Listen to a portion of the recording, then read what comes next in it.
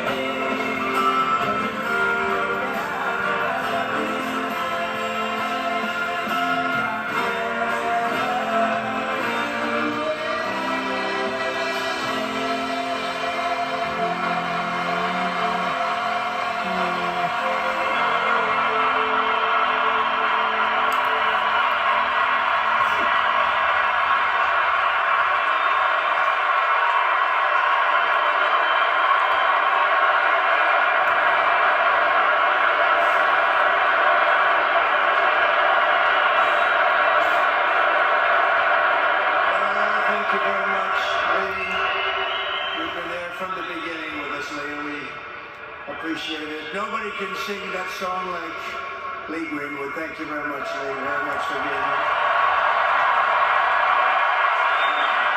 And his voice has not changed, you know?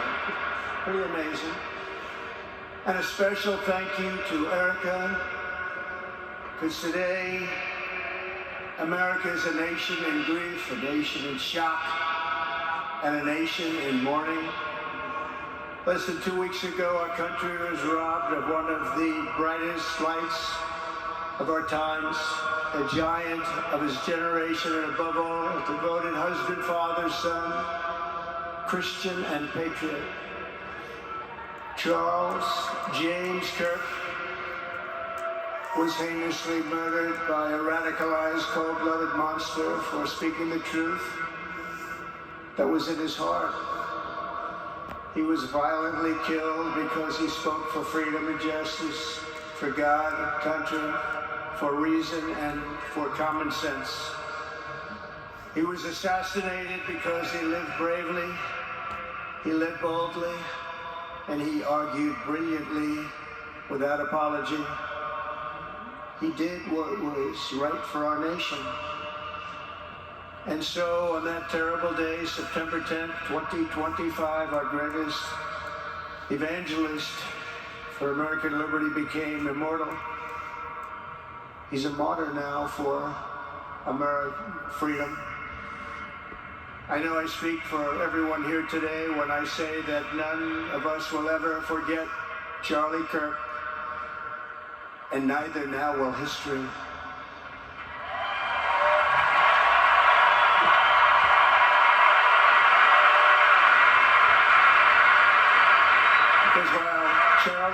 been reunited with his Creator in heaven. His voice on earth will echo through the generations, and his name will live forever in the eternal chronicle of America's greatest patriots. He will live forever. To Charlie's incredible and beautiful widow, Erica, we know the weight of this monumental loss is almost unbearable. But even in the midst of heartache and pain too great to even fathom, you have somehow found the strength, the deep faith, to be a comfort to millions and millions of people. And thank you very much, Erica. Thank you very much.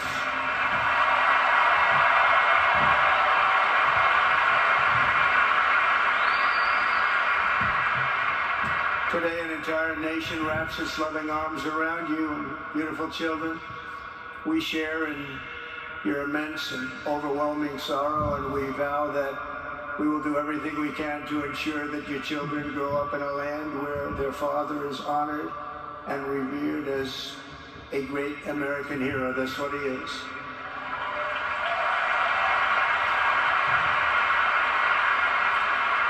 To Charlie's parents who lost their beloved son, and to the entire Kirk family, we know that no words can ever be enough to fill the void he leaves behind. That's a void that just can't be filled. But I hope the extraordinary outpouring of emotion over these past 11 days has comforted you with the knowledge that your son brought more good and love into this world in his 31 short years than most people, even very, very successful people, can bring in a lifetime.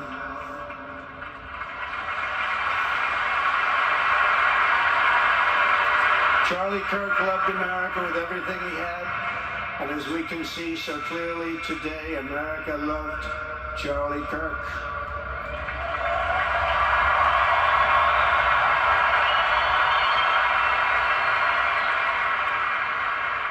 And he could always draw a big crowd. Look at this today. Look at what's gone on. This is a big crowd.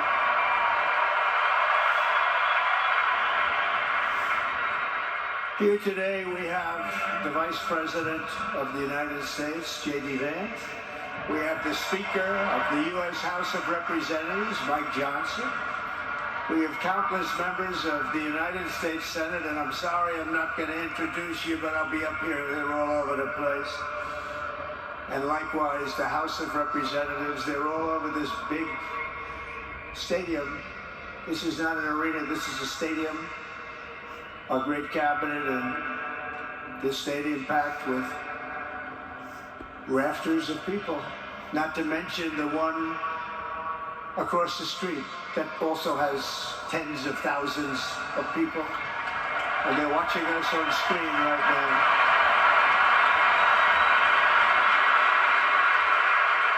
And I'm sorry we couldn't get you in. If anybody would like to give up your seat, please walk across this way. But this is like an old-time revival, isn't it? An old-time revival.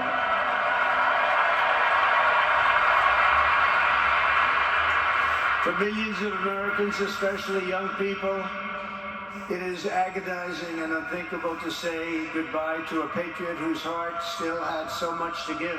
It's so much.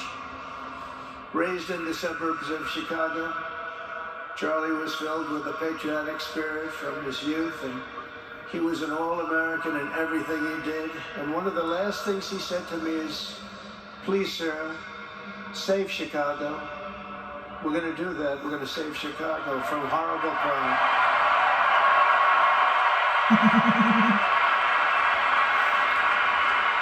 In high school, he was the quarterback of the football team and the captain of the basketball team. He was a good athlete. A lot of people don't know that about Charlie. He was an Eagle Scout who spent his school lunch breaks listening to another champion for liberty, somebody that he greatly admired, Rush Limbaugh.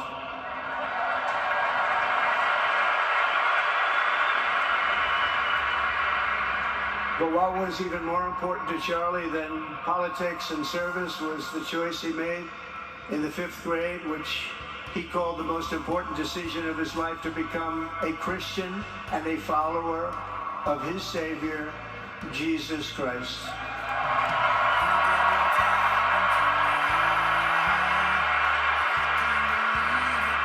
Inspired by faith and his love of freedom, Charlie did something remarkable when he was just 18 years old.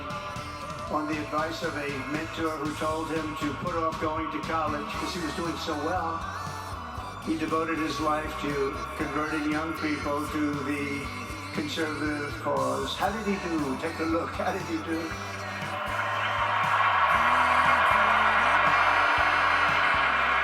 In 2012, 2 days after graduating high school, and with just $1,800 in his pocket, a young man from Illinois, who no one had ever heard of, started an organization whose grand ambitions were captured in its name, Turning Point USA. Great name.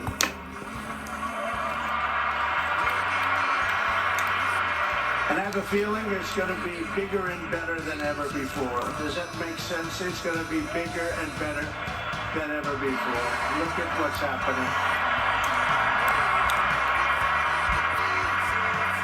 12 years ago, Charlie walked onto his first college campus, the very liberal University of Wisconsin at Madison. He set up a card table and put up a sign with 3 words: "Big government sucks." Can you believe that? That's Charlie. That day, Charlie talked to every student who approached him, most of whom were probably quite a bit older than he was. Finally, after many hours, he found the first ever Turning Point chapter leader. His first year out of high school, Charlie traveled 300 days raising money and taking his message to campuses all over the country. He lived out of his parents' basement, and they actually loved having him there. They loved Charlie. Everybody loved Charlie.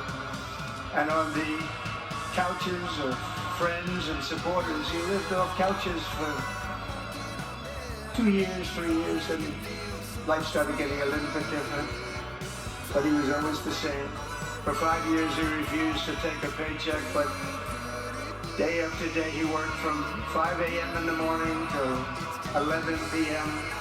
in the evening, always.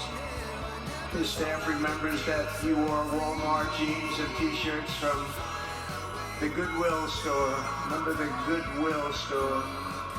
It wasn't easy, but Charlie wasn't in it for money at all, never has been. Money was never his thing.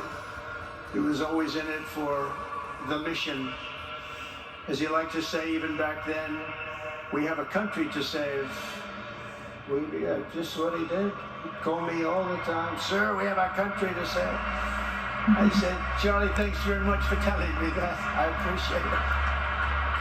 Charlie volunteered for my 2016 campaign and traveled the nation with my son Don and Eric. I got to know him very well and saw immediately that Charlie was actually a master builder of people. It was Charlie who first started organizing young black conservatives hungry for support and leadership. It was Charlie who stood up for persecuted Christians and Jews on college campuses. It was Charlie who helped bring online censorship, free speech, and cancel culture to the fore of our political debate. He was right up there with me. It was Charlie who helped unite MAGA, and you know what MAHA is? That's right, Make America Healthy Again.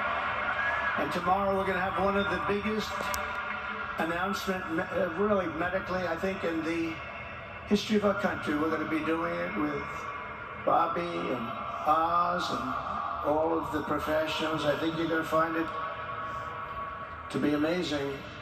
I think we found an answer to autism. How about that? Autism. Tomorrow we're going to be talking in the Oval Office in the White House about autism, how it happens, so we won't let it happen anymore, and how to get at least somewhat better when you have it. so that parents can help their child, their beautiful child. That's a big one. I've been bugging everybody over there, get the answer to that. You know, 20 years ago, 1 in 10,000 were born with autism. 20 years ago. The most recent survey says 1 in 12. How bad is that? That's for young boys, baby boys, but also girls a little bit better. It's about 1 in 20. But we can't, because obviously there was something really wrong, and we think we know what that is. It's going to be, I think it's going to be one of the most important news conferences I'll ever have, and I look so forward to it.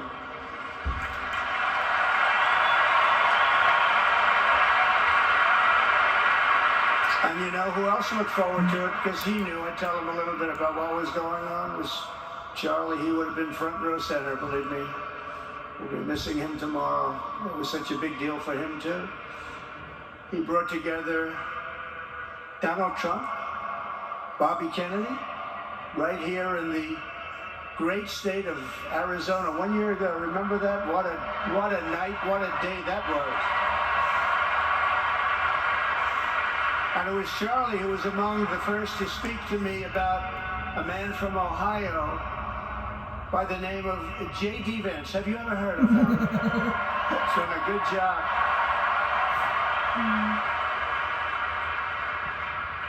But Charlie would often call me, sometimes the night before a big event, the other side of the country.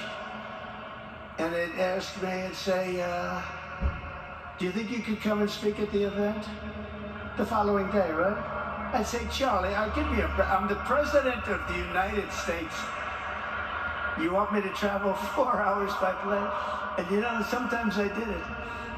He was a very good guy. He was a very convincing guy. He didn't stop, but he would ask for things like that. Sir, could you be tomorrow in California? I said, Charlie, give me a break, please. He just wouldn't stop. And he succeeded. But I almost always went because you never wanted to let Charlie down. He worked so hard, you just didn't want to let him down. I felt guilty. It'd make me feel very guilty. As president, many people asked me for things, but Charlie was one of the few who always gave more than he took. He was a giver, much more than a taker.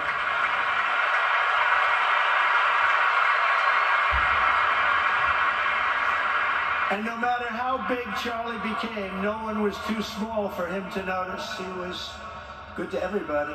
Didn't matter. Several years ago, a fourth grader asked Charlie to appear on his podcast, which was probably only watched by the parents of that fourth grader.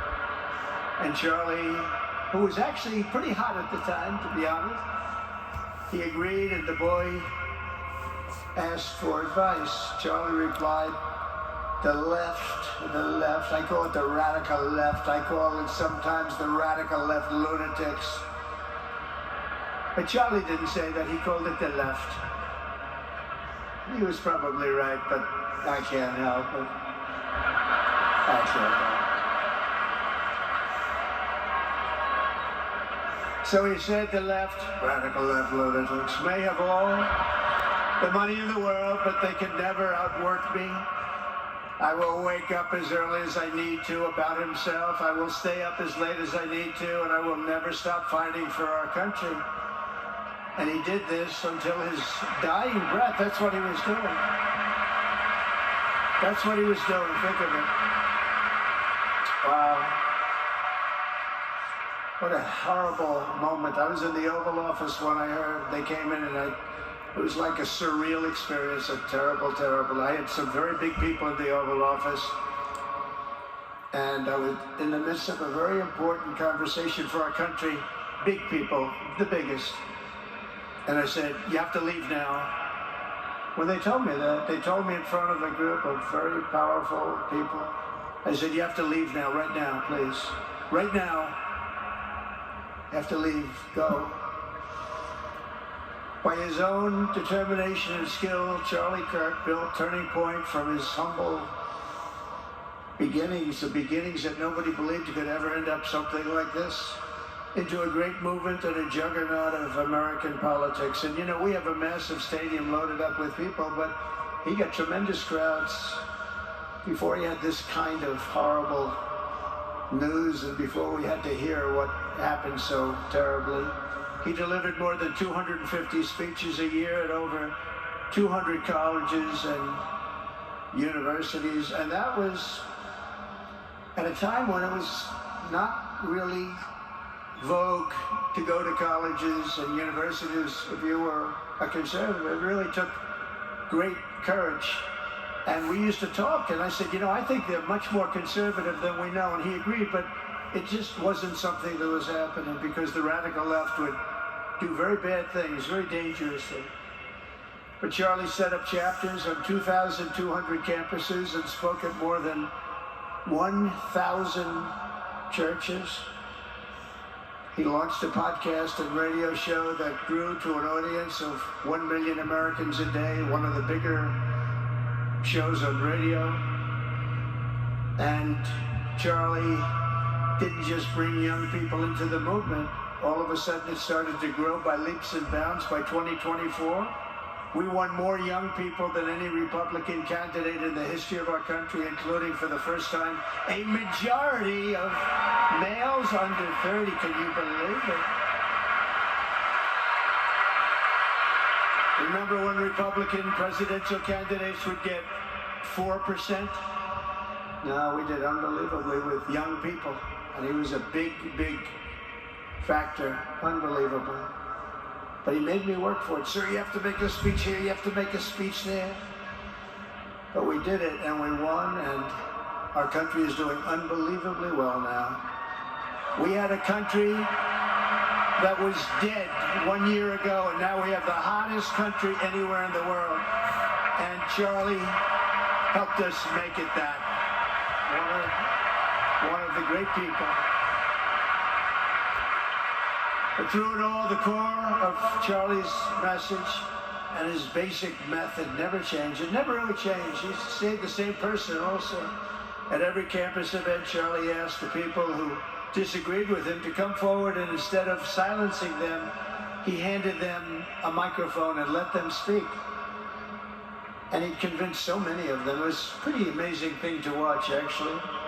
Shortly before Charlie arrived on campus, the day he was assassinated, a staff member texted him that there were many critics and students who were opposed to his views, and rather strenuously in the crowd. And that actually made him feel good because he wanted to convince them. He understood. He really did. He understood what was right, and he was right about that.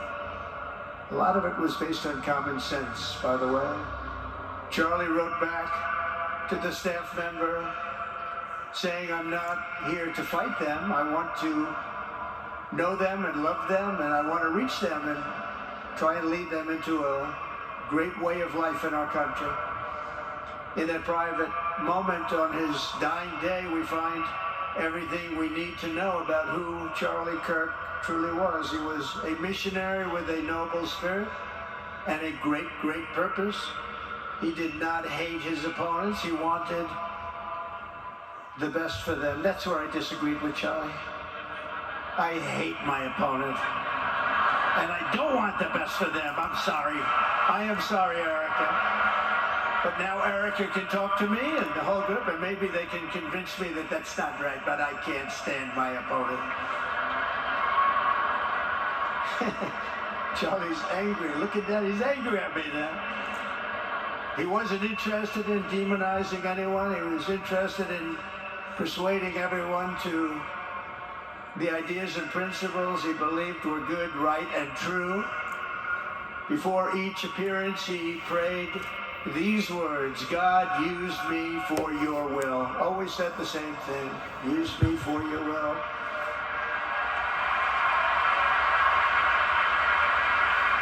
And that is exactly what God did. When you think, that's exactly what he did. The more success Charlie had, and he was getting more and more successful, the more dangerous his mission became. On campuses all over the country, his quest for open dialogue was met with menacing hate. There were bomb threats, pulled fire alarms, and countless rage-filled radicals who tried to shout him down. It was nasty. I used to say, Charlie, this is nasty stuff you're doing. At one event, police had to build barricades to protect students from an angry mob of thugs. Many of these people, by the way, are paid a lot of money to do this. They're agitators. They're paid agitators. Remember that? When you see they all have the same beautifully printed sign, every sign is identical, comes out of a top-level print shop. That's not the signs that are made in somebody's basement. Those are paid for by very bad people, and hopefully we're going to be finding out through the DOJ who those people are.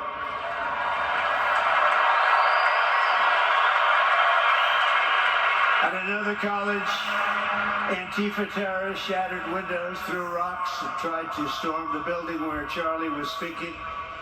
It was a really bad one. Often dozens of police officers were needed to prevent left-wing violence. And the violence comes largely from the left. You don't hear that from too many people, do you?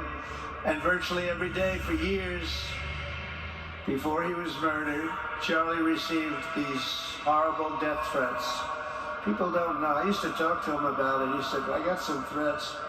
He always felt that when they actually made the threat, they were not the ones to worry about. The ones to worry about were the ones that don't make the threats.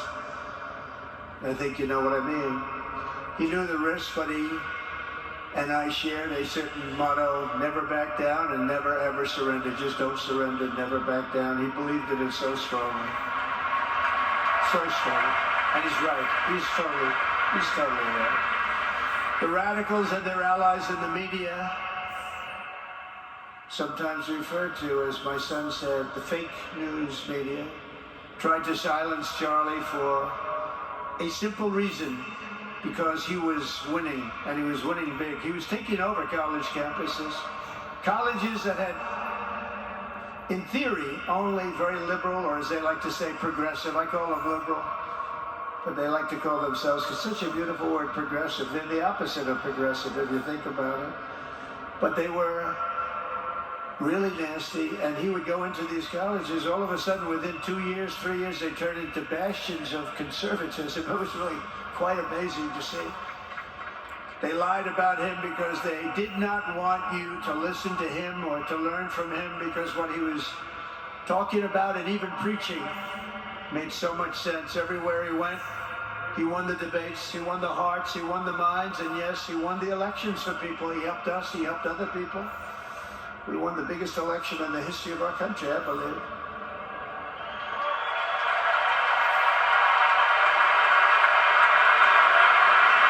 Charlie Kirk was without a doubt among the most influential figures in the most important election in the history of our country.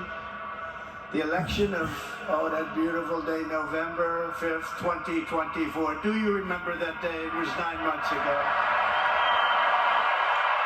What a day that was. I mean, we had a pretty good day in the first one. And I must tell you, on the second one, we had a phenomenal day. But a lot of bad things happened. And now that's not even questioned. They cheated like dogs. But we got them back, didn't we, huh? Got them back.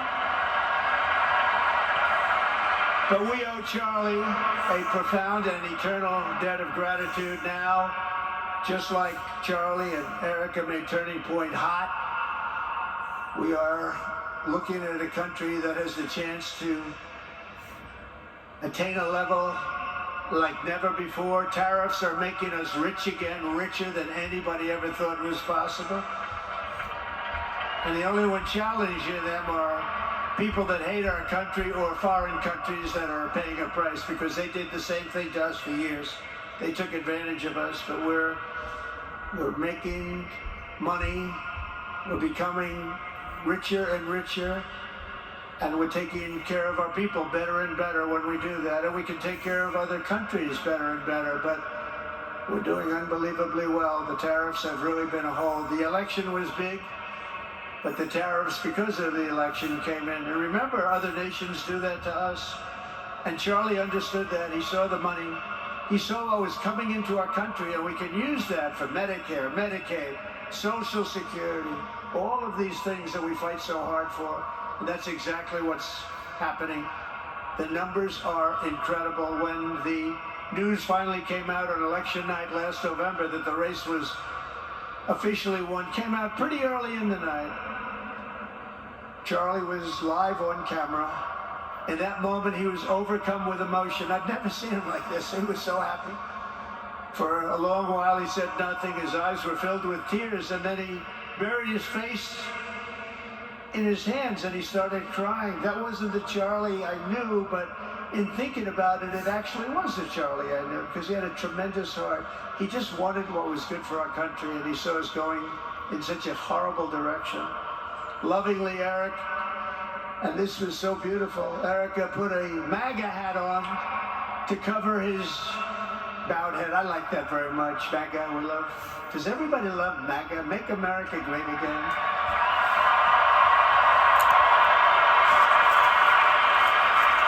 When Joe Biden used to get up, remember the speeches?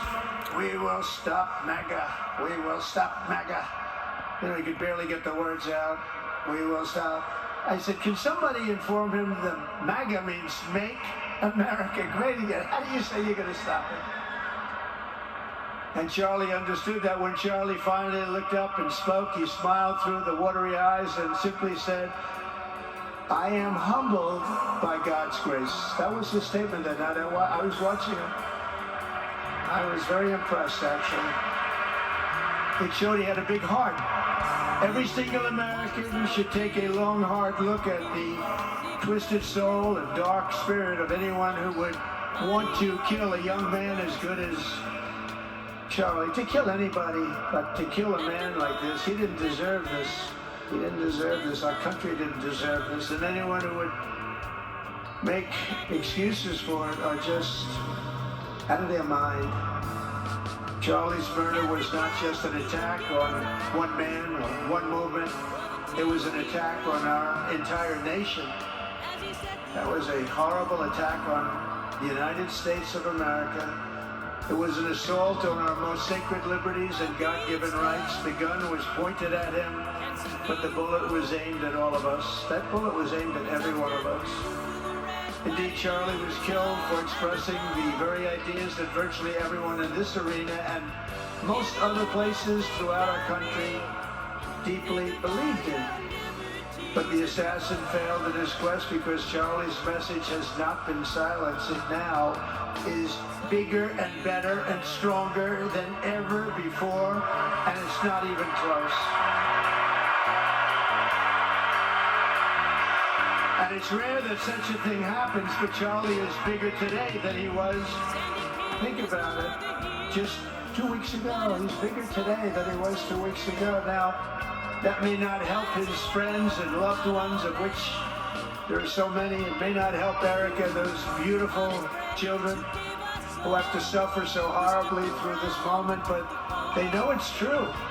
He's bigger now than ever before, and he's eternal. He's eternal. And I just want to say we love him. And he's looking down on us right now, and you say, wow, that's a great crowd. You say, that's a great crowd.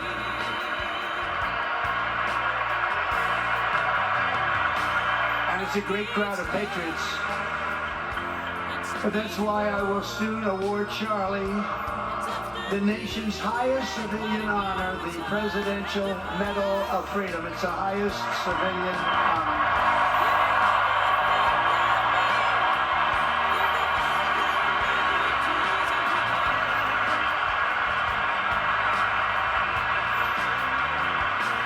And we will do the ceremony at our beautiful White House in a very safe Washington, D.C., a place that Charlie truly revered. Yeah, we stopped the crime in Washington. Took 12 days. Now you can go to restaurants. You can walk down the middle of the street with your wife. You can have your wife walk alone down the middle of the street. She's going to be in good shape. What a difference. What a difference good management really makes. But Well, I'm so proud of that. Washington, D.C., you know, is one of the worst in the nation, in the world. And now it's considered a very safe city. And it's also, I passed it yesterday, I went through it, and the lawns are good. It's like a different place. It's like the tents are gone, the threats are gone, the gangs aren't there. We got rid of, you know, we took out 1,500 career criminals, 1,500. If you have 3 career criminals, that can make a big difference. But I'm so proud of Washington, D.C., and now we're going into Memphis. And we'll get that one straightened out fast. And then we're going into some others, but we're going to go to Chicago, and we're going to have Charlie very much in mind when we go into Chicago. And we'll get that one straightened out. You have an incompetent governor who, he thinks it's okay when 11 people get murdered over the weekend. He thinks you don't have any crime when 11 people get murdered and 28 people get shot. He says he's got crime. No, they don't have it under control, but we'll have it under control very quickly. So we're going to be doing that. And Charlie loved what we were doing. He was so proud of what happened. He was there to see it. He's so proud of what happened in Washington, D.C. As you know, the depraved assassin who planned and executed Charlie's killing has been arrested and charged with capital murder. God willing, he will receive the full and ultimate punishment for his horrific crime. It's a terrible thing. Because you can't let that happen. You can't let that happen. Can't let it happen to a country. The Department of Justice is also investigating networks of radical left maniacs who fund, organize, fuel, and perpetrate political violence. And we think we know who many of them are. But law enforcement can only be the beginning of our response to Charlie's murder. Over the last 11 days, we have heard stories of commentators, influencers, and others in our society who greeted his assassination with sick approval, excuses, or even jubilation. You've heard that. So have I. Couldn't believe it. Some of the very same people who spent the last 8 years trying to sit in moral judgment of anyone who disagreed with them about politics suddenly started cheering for murder. Incredible. You know the names. They're major losers, by the way. That will be proven out in a short period of time. Some of the very people who call you a hater for using the wrong pronoun were filled with glee at the killing of a father with 2 beautiful young children. And the same commentators who this week are screaming fascism over a canceled late-night TV show where the anchor had no talent and no ratings. Last week were implying that Charlie Kirk deserved what happened to him. No side in American politics has a monopoly on disturbed or misguided people. But there's one part of our political community which believes they have a monopoly on truth, goodness, and virtue, and concludes they have also a monopoly on power, thought, and speech. Well, that's not happening anymore. We've turned that corner very quickly. Tragically, atrocities of this kind, and kind that we saw in Utah, of all places, are the eventual consequence of that kind of thinking. If speech is violence, then some are bound to conclude that violence is justified to stop speech. And we're not going to let that be justified. The tradition of reason and open debate that Charlie practiced is not a pillar of our democracy. In many ways, it's the basis of our entire society. It's the right inheritance of every free American, the greatest legacy of the Enlightenment, and among the most treasured achievements of civilization. We will defend it at all costs, and we will carry forward the torch of liberty that Charlie Kirk held so proud and so high. He was so proud, and he did hold that torch high. We will never, ever let it fail. We will never let it fail. But we're going to raise it higher than ever before. It's going to be raised, and this is the beginning. Perhaps it should be no surprise that Charlie, who spent his life speaking with the critics of these traditions, ultimately became convinced that we needed not just a political realignment, but also a spiritual reawakening. We did. And we have to bring back religion to America, because without borders, law and order, and religion, you really don't have a country anymore. We want religion brought back to America. We want to bring God back into our beautiful USA like never before. We want God back.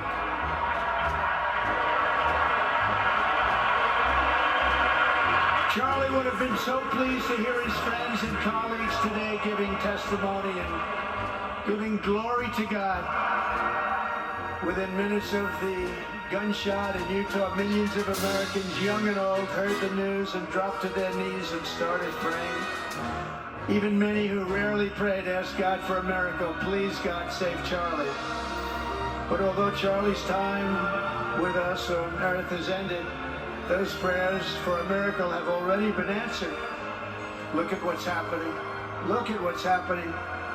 In the days since Charlie's death, we have seen how his legacy has touched so many millions around the world. In Calgary, Canada, thousands gathered at City Hall to sing the American national anthem and raise up posters with the name Charlie Kirk. In Seoul, South Korea, crowds gathered to wave American flags and shout, "We are for Charlie Kirk." His memory has been honored in the streets of Berlin, Warsaw, Vienna, Sydney, Madrid, London, Tel Aviv, and all over the world.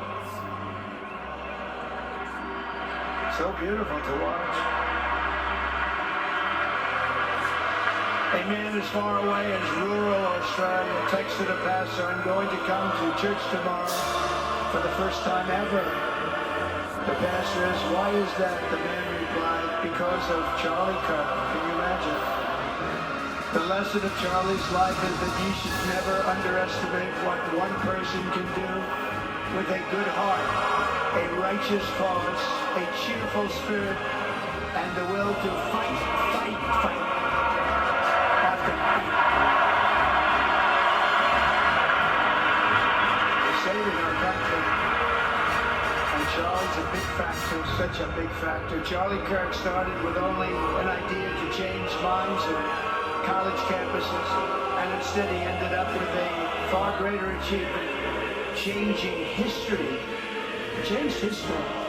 Today, Charlie Kirk rests in glory in heaven for all eternity.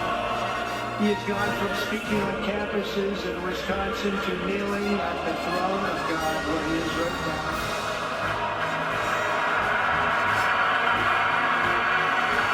We grieve for the friend and leader that we have lost, but we go forward strengthened by his faith, and bolstered by his courage, and inspired by his example to defend the country he lived for the freedoms he died for, and the values in which he so deeply believed. He believed in values that we should all believe in.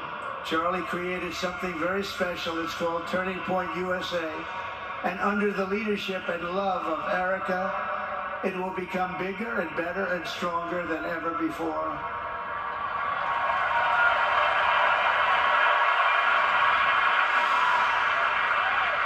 So Charlie, we all want to thank you. We want to say a very loud God bless you, Charlie. God bless you for what you've done. Is incredible. And God bless Erica and the children. God bless the United States of America. And could I ask Erica, please come out. Erica, please come out. Thank you.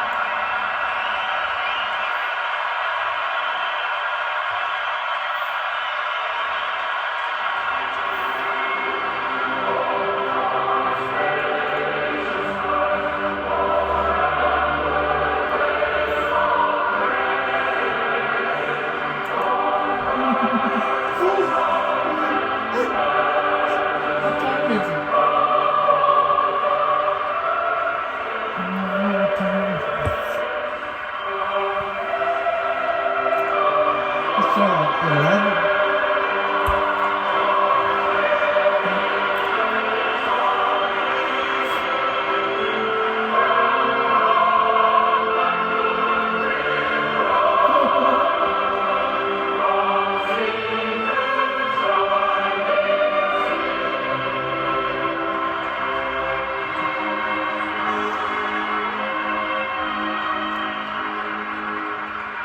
Thank you very much, everybody. Thank you very much.